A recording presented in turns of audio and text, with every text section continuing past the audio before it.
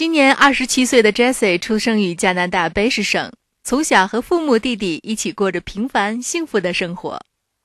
卑诗省是加拿大最主要的华人聚集地，因此中国功夫对学音乐出身的 Jessie 产生了重大影响，甚至还在课余拍摄自己的功夫短片。My father introduced me to Bruce Lee, Li Xiaolong, when I was only 7, and he showed me a book about Li Xiaolong and also some movies, and I became very crazy, watch his movies every day, run around the house, practice kung fu. So I've been writing music since I was 15, actually composing various forms of music from rock to punk rock to hip hop. So I'd been composing for quite a long time. At the time I was going to an acting school called Capilano College in Vancouver. This is footage I can use too, right? Yeah. Just promo stuff. Is it filming? Yeah. Okay. So I made friends with some of the people in the production program who became really interested, talking about doing a kung fu movie, and I was very serious about it. I wanted to show what I could do with martial arts kung fu choreography and put together something short. My character is kind of just the kung fu master facing evil. It's a very traditional sort of story, and so I must take the challenge of the other master. The main reason I first got into Chinese culture and started putting that in my music really comes from kung fu, from Li Xiaolong, Li Liangjie, Jet Li, Chang Long. Those guys really got me into, Chinese culture, and eventually I started getting into the philosophy, reading about the Shaolin monks, and that definitely ended up coming together with my music eventually. Jessie 身边的中国朋友越来越多，加上他对中国文化的浓厚兴趣，想要去中国发展的念头便逐渐在心中发芽。First idea to come to China was about 2 years ago, and that was brought on because I got involved with the local Chinese community in my city, Vancouver.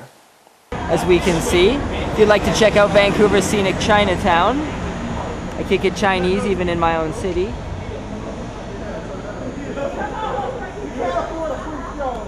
This is like my warm-up.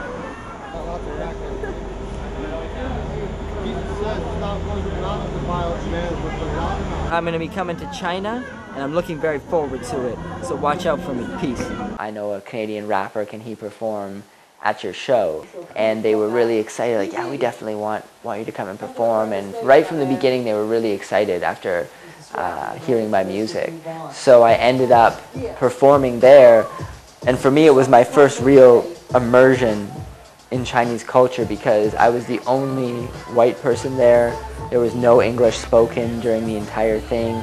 Every other performer was Chinese, singing traditional Chinese songs about China, and then I came up there rapping, a white guy rapping in English.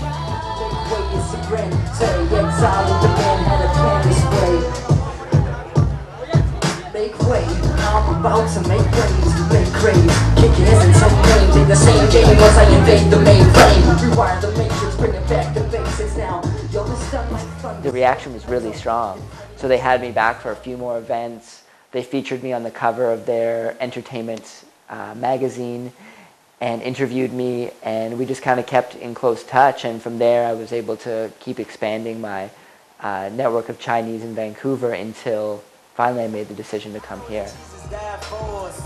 But I couldn't tell you who the side was, so I parallel double park that motherfucker sideways. Oh, am I late? No, I already graduated, and you can live through anything if magic made it. They say I talk with so much emphasis. 受到身边众多华人朋友的影响 ，Jessie 对中国文化有了更多的了解，加上他们的鼓励和支持 ，Jessie 把去中国发展自己的音乐事业提上了日程。虽然天性乐观，但对于未知的中国旅程 ，Jessie 仍然非常紧张，甚至在出发前噩梦不断。One really strange dream where I got to China and it was like all this ancient architecture, but it was all white people, and I was trying to find Chinese people, but I couldn't. It was like the strangest dream. in the dream, I wanted to learn Chinese, so I was like trying to find a Chinese teacher, but everyone was foreign. So I had that was a strange dream. But I had a variety of dreams about China that were all kind of different.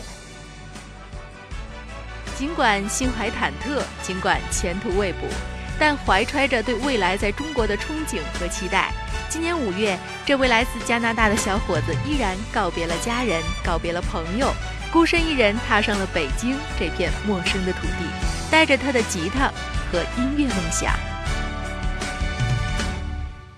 我家大门常打开，开放怀抱等你，拥抱过就有了默契，你会爱上这里。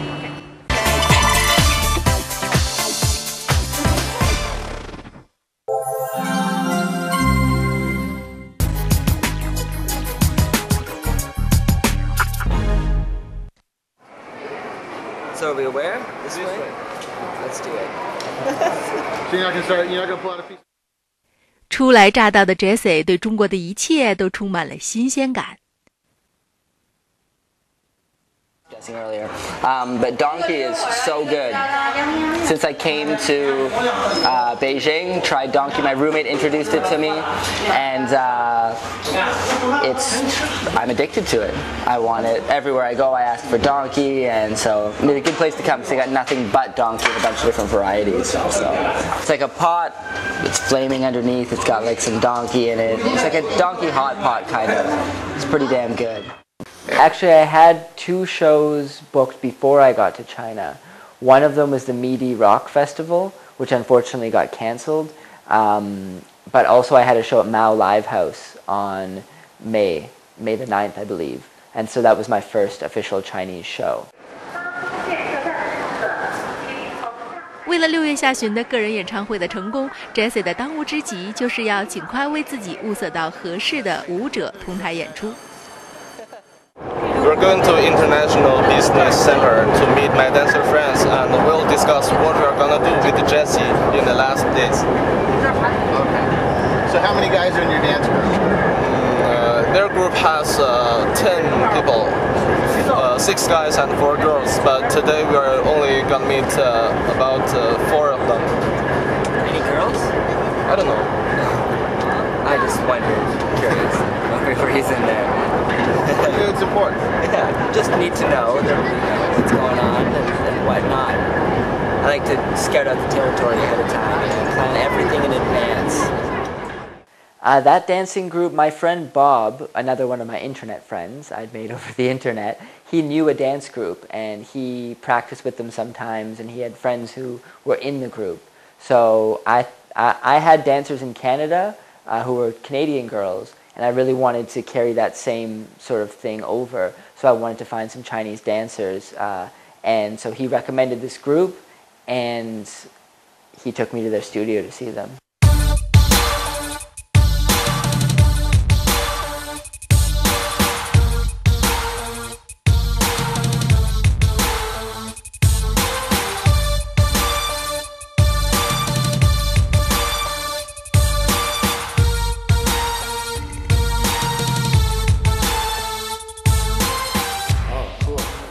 How long? So did you tour Europe? Like a bunch of different countries?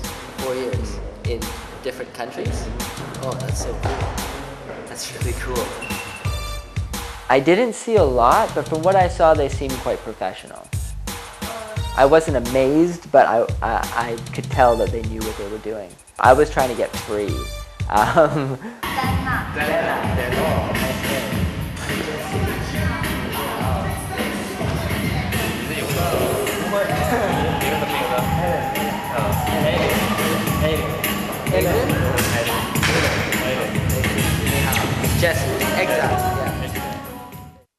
The problem with this dance group was they were already getting lots of money from established musicians to dance with them, so they didn't really look at it that way. And I didn't have enough time to work out a relationship beforehand. It was kind of just show up and talk business.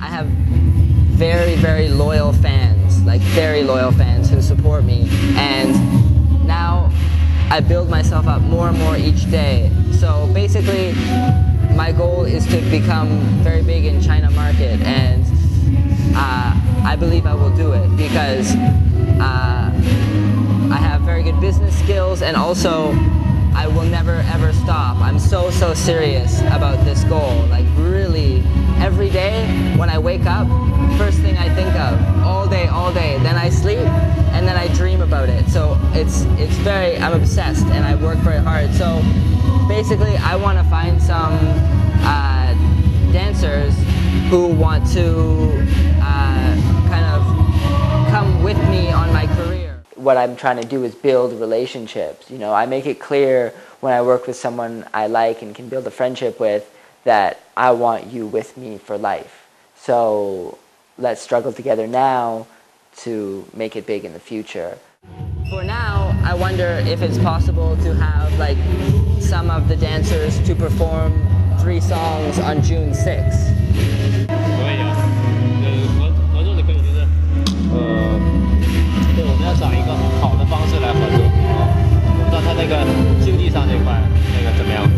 We have to find a good way of cooperation. Yeah. And we inevitably will need some payment. Right. 中国就是单车的辛苦费是一大笔很大比例的，这正常的话，对吧？You say choreography? Yeah. Choreography is the bigger part Right. of the fees in China, and they don't charge for you. They don't charge you that. Okay. Yeah, that's really cool, and I really appreciate that. So how much is fee for that day?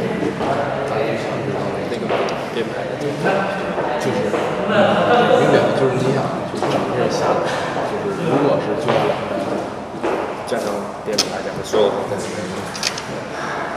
要18000块。It may be 18,000. 18,000? Because for ring, from Korea. Yeah. Choreography may be 100,000. Oh, really? Okay, well, Maybe 18. yeah, I don't even have close to 18,000. Like, I have 8,000 in the bank. I was definitely disappointed because I didn't expect that.